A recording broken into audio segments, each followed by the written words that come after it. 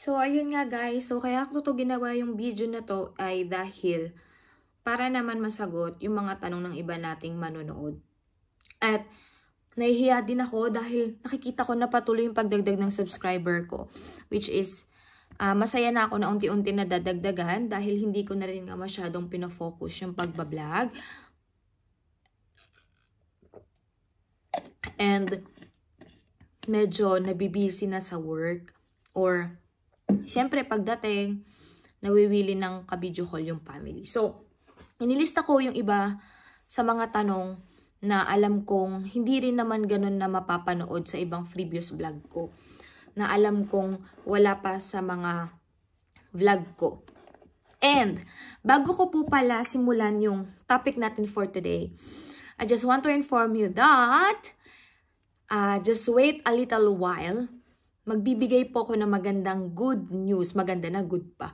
So, good news sa inyong lahat, sa mga subscriber and sa mga manonood ko. At kahit hindi ko subscriber, pero sana mag-subscribe ka na. Click mo na yan para masubaybayan mo ako at ang buhay ko dito sa Finland. Kung hindi ka interesado sa buhay ko sa Finland, at least may mga information ako na matulong sa'yo kapag may tinatanong ka. Ayun, so magkakaroon ako ng big news sa inyo sa mga gustong pumunta dito sa Finland. So, it's a good job for those people na nangangarap na makarating ng Finland. So, hanggang doon muna yung news na yon, hanggang doon muna. So, it's a work. Okay? So, dito muna tayo sa mga katanungan nyo, guys. So, hindi ko na nalista kung sino yung mga nagtatanong, pero I will try to edit and screenshot and put here sa ating vlog. So, yung iba kasi talaga is, nasagot ko na sa ibang vlog ko. So, ang ginagawa ko na lang, nire-reply ko sa kanila yung link ng video. Bakit hindi po ako sumasagot ng via text sa comment? Kasi, alam niyo po yun, kapag sa text po kasi, parang kulang-kulang talaga siya. Unlike kapag pinapanood nyo siya. And hindi naman din po ako into the, dito ka para mapanood mo yung vlog ko, magdag yung viewers ko. Kasi kung yun po yung purpose ko, di sana, parang tuloy-tuloy yung pagbablog ko. Parang ganun. Pero thank you na rin po kasi nai-inspire ako na gumawa pa ng mga videos na parang, may mga nagsusubscribe, may mga nagsisubscribe, may mga nagtatanong, may mga nagko-comment. So, meaning, may mga interesado talaga sa akin na gumawa ng videos, may mga natutulungan ako, may mga nagpapasalamat. So, sabi ko, sige na nga, ipagpatuloy natin kahit paunti-unti. So, kaya ako nandito ngayon para po sagutin yung mga ibang katanong. Actually, konti lang to. So, maikli lang din yung video. So, kung may iba pa kayong mga tanong na alam niyo naman na wala pa dun sa mga previous vlog ko, then you can comment and then I will do the vlog again. At konting-konti na lang, guys. Konting-konti na lang. Kumukuha pa ako ng lakas ng loob para sabihin kung magkano talaga ang sahod namin dito sa Finland as a store worker. Hindi kasi ganun kadali na sabihin ko yung sahod namin since meron akong mga batchmate na minsan gusto nila maging confidential yung sahod nila. Alam mo naman kasi sa atin sa Pilipinas, diba, hindi natin maalis sa isip ng ating mga kababayan na parang maghangad din ng ganun na sahod or maliitan sa sahod. So, hindi natin mapiplease lahat ng tao. So, much better na i-keep on confidential. Pero since binunyag ko na lahat-lahat dito, I mean, binunyag ko yung trabaho ko dito or syempre, alam ko, interested kayo sa sahod. And alam ko naman, dahil ganun din naman ako dati, nanonood din ako sa mga vlog ng taga-Finland. So, interested din naman ako. At alam ko naman na kaya din kayo pupunta dito is para magtrabaho at para sa sahod. Naintindihan ko yun. Kaya, please give me more time to, para humakot pa ng lakas ng loob kung paano ko sasabihin. Siguro, sasabihin ko siya, guys, pero hindi ko na ipupunto yung pinaka-salary. Okay? So, let's start with the question number 1. So, nandito, sinulat ko talaga. Ayan. Konti lang to, guys. how much nagastos at ilang months ang process. Yung how much yung nagastos ko from here, meron na akong video dun. Meron na akong vlog dun sa ibang previous vlog ko. So, ililink ko na lang din dito sa baba yung link. So, yung ilang months yung process. So, actually, nandun na din yun, pero sasabihin ko na. Okay, sorry. Okay. So, we started last year, September. May mga nauna sa akin, pero September 13 ako na-interview. It was my birthday that time. And then, after nun, nung September 13, mga ilang weeks lang ata or kinabukasan, nag-reply na sa email yung agency na sinabi nga na nakapasa ako sa unang interview, which is yung interview muna sa agency, which is ang nag-interview sa akin si Sir Ryan. Hello, Sir Ryan. And ang agency ko po ay Eddie Staff Builders. Then after nun, around November, nagkaroon na ako ng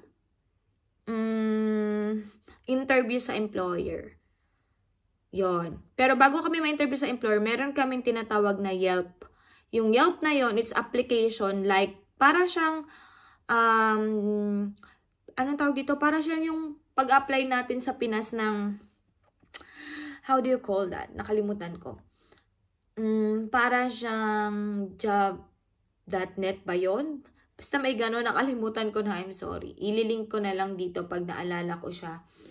So, para siyang gano'n na ilalagay mo yung information mo, gagawa ka ng account.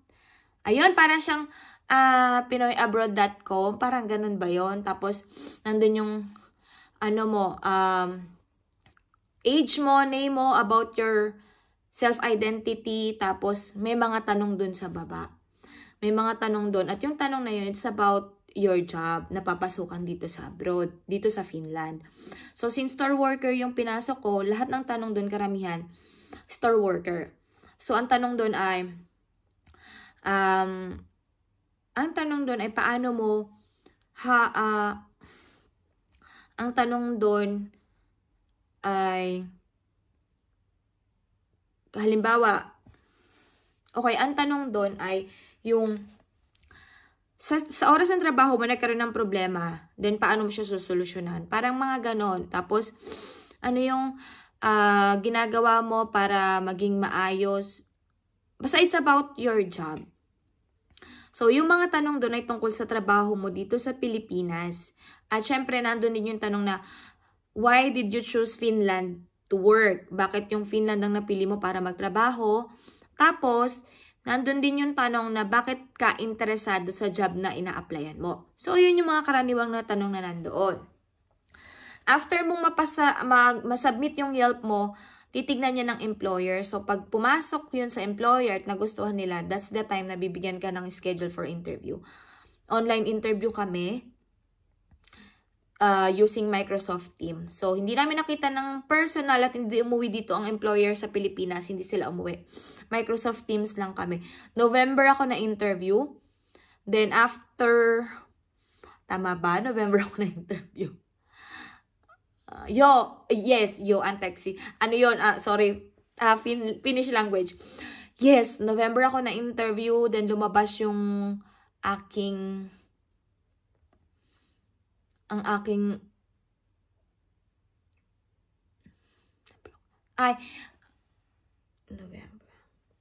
So, na-interview ako ng employer through, lahat kami, through online. Tapos, tatagal yung process ng 1 month.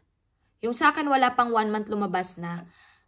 Doon ko nalaman na pasado ko. After nun, ayun na, processing na ng medical na, pagpapasa na ng mga requirements, like certifications. So, alam niyo naman yung mga yon kung ano yung requirements na hinihingi kapag mag-abroad ka. Ngayon, kung hindi nyo alam, i-comment nyo dito at ibibigay ko isa-isa ulit on the next vlog. So, after nun, December po, nag-language na kami. Nag-start na kami ng language up to April. Umi-stop kami ng language nung paalis na kami. So, April 21 kami nag-flight. So, from September, October, November, December, January, February, March, April. 8 months po tinagal. Don't you worry kasi yung mga kasabay ko, nagtatrabaho sila habang nagpa-process. Habang nag-aaral, nagtatrabaho sila at allow naman yon sa language training. Allowed yun sa amin, naiintindihan nila yon. Okay? So, up to May natapos yung language, nandito na kami nun. So, nagtatrabaho na kami habang nag-aaral. Pero, tinakbo na lang yun ng parang 2 weeks. Kasi, April 21, dumating kami dito. Then, may 1 week kaming pahinga to process the papers. And then, after that, nakapasok na kami. May, nagpa-start ulit yung aming teacher. Parang mga kalahati ng May natapos na yung language namin. Graduate na kami. So, wala nang language. Tuloy-tuloy na ang trabaho. So, ganun katagal yung process. Kaya kung mainipin ka, ikaw ang bahala. Kasi sabi nga nila, the long the wait, the worth it. Tama ba? Parang kung kahit naman mahaba yung pag-aantay mo, kung worth it naman, okay lang yun. Pagpasensya, yun na yung mga pinagsasabi ko dyan. Okay, next po ay ang may age limit po ba? Number 2, may age limit po ba? May mga ilan siguro sa bansang Finland na naghahanap ng age limit. May ilan, I don't know po sa iba. Hindi ko alam sa iba ha. Pero sa amin, walang age limit. At yung bubuksan na bagong slot ngayon, pero hindi store worker, wala ring age limit na hinahanap. So, wala pong age limit sa Finland kasi kahit ang mga ka-work ko ay may mga edad na din. Yung iba nga parang mga 50s na sila, nagtatrabaho sila, nagbubuhat sila sa groceries, sa store namin. So, wala pong age limit.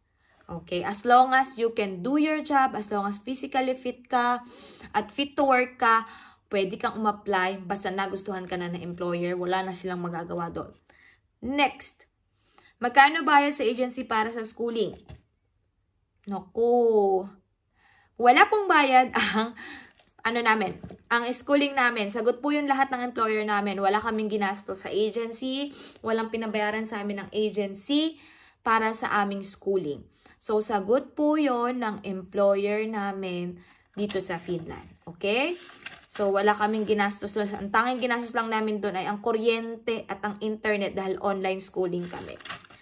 Next, pwede po ba mag-apply sa Barona kahit nasa Poland? So, taga-Poland yung nagtanong. Pwede. Kasi, meron nag-comment sa vlog ko sa TikTok. By the way, meron po pala akong TikTok account. It's Kai in Finland. So, same lang siya ng aking account dito sa YouTube. Name ng account ko is Kai in Finland. So, makikita niyo marami akong subscriber doon. Marami akong natutulungan doon sa mga sagot ko. Then, meron din po akong Facebook page which is Kai in Finland. Parehas lang po. Hindi ko na pinag-iba kasi para madaling tandaan. May nag-comment sa akin sa TikTok na handle siya ni Barona. At galing siya sa ibang bansa. So, meaning hindi na siya umuwi ng Pilipinas. So, cross-country siya. At yun po ang patunay na nag-hire si Barona ng Pilipino o ng iba pang lahi galing sa ibang bansa. Kasi guys, hindi lang naman Pilipino ang hinahire nila ni Barona. Si Barona pala, agency namin siya dito ha. Tapos, EdiStop, agency namin sa Pilipinas. Okay, so si Barona, meron siyang mga Thailanders, meron siyang Vietnamese. So, may mga ganyan siyang employee. So, may mga employees sila na galing sa ibang bansa. So, pwede talagang cross-country. So, kung ikaw ay waiter or waitress sa ibang country, why don't you try to apply in Barona? Okay? So, i-search nyo lang yan sa Google, barona.fi. Lalabas na yan kasi malaking kumpanya sila at kilala sila at sikat naman sila sa Google. Ayun. Tapos, isa pa sa tinatanong sa akin kung may placement fee daw ba. Guys, tandaan nyo ang Europe, bihirang-bihira ang placement fee. Dito sa Finland, wala kaming placement fee. Kay EdiStop Builders, which is yung agency ko sa Pinas, wala siyang placement fee. Hindi sila nagpapa-placement fee. Kaya once na meron kayo na-read may placement fee, baka nai-scam kayo. Wala kaming binayaran. Ano lang, ticket lang po ang ginastos namin papunta dito. At saka yung medicals.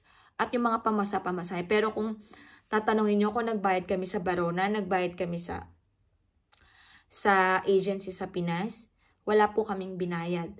So, walang placement fee ha. Tandaan yan, walang placement fee. So, ayun lang naman yung mga tanong sa akin na alam kong hindi pa nasasagot sa aking vlog. So, maraming salamat sa pagsubaybay sa ating video, sa aking live here in Finland. At lagi ko nga sinasabi na I'm really sorry kasi hindi yung place ko kasi hindi siya yung same like a city na every labas ko may maibablog ako sa inyo. Kaya, ayun, hindi ako ganong nakakapagbigay ng details about sa life in Finland na ganito siya, katulad sa Helsinki. Kasi, hindi naman din kasi porket nasa Finland ka, dahil sinabi silang happiest country of the world ay laging masaya na. Meron po silang tinatawag na sad. Yung parang kapag winter, dumadaan sila sa matinding anxiety. Kasi guys, pag winter dito ay madilim, hindi sumisikat ang araw, sisikat ang araw, mga 1 oras, tas lulubog na, tas sobrang lamig, hindi ka makapamasyal, hindi ka makalabas ng bahay. Katulad ngayon, it's -25. So, napakalamig. So, sa loob ng bahay, may heater naman, kaya kaya mo naman yung lamig. So, ayun, gusto ko lang din malaman nyo na magandang bansang Finland, pero yung bansang Finland din kasi ay para sa matatag ang loob, sa kaya yung lamig, kaya minsan yung madilim na lugar, or yung tipong parang pag winter kasi malungkot, parang malungkot yung aura ng panahon. So, lalo na dito sa amin sa Kolari, na 2 lang yung supermarket, the Co-market and As Market, yun lang yung napupuntahan namin. Then, wala talagang facilities to enjoy. So, kailangan talaga meron kang pinagkakahabalahan like hobbies. Kung marunong kang manahe, marunong kang mag-crochet, yan yung #1 hobbies nila dito, yung crochet. Ayan, yung pagbablog. Tapos, minsan nag-aral-aral ako ng language. Meron akong libro dyan, hinihiram ko sa library, free naman yon. So guys, gusto ko lang malaman nyo na bago rin kayo mag-apply, siguraduhin nyo sa sarili nyo na kaya nyo. Pero alam ko, ang Pilipino, kakayanin niya ng lahat. So, ayun lang guys. So, standby na lang kayo and watch out for my another vlog doon sa sinasabi kong big news na makakatulong din sa mga gustong pumunta sa Finland.